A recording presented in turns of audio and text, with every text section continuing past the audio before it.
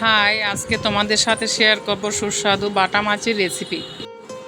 নুন হলুদ দিয়ে মাছগুলো ম্যারিনেট করে নিলাম।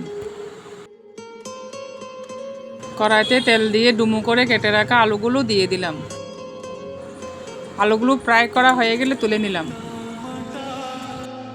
এবার একটি মিক্সারে কালো সর্ষে, সাদা সর্ষে, আদা, কাঁচা লঙ্কা, টমেটো সব একসাথে পেস্ট করে নিলাম।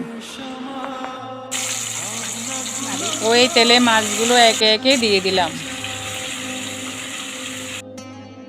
মাছগুলো ফ্রাই করা হয়ে গেল তুলে নিলাম।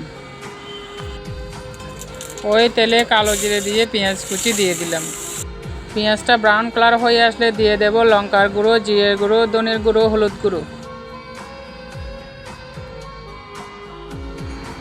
একটু জল দিয়ে মশলাগুলো ভালো করে কষিয়ে নিলাম।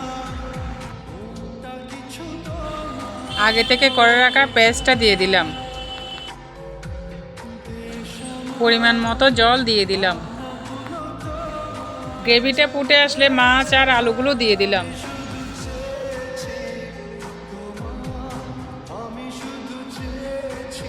স্বাদ মতো নুন দিয়ে ঢাকা দিয়ে দেব।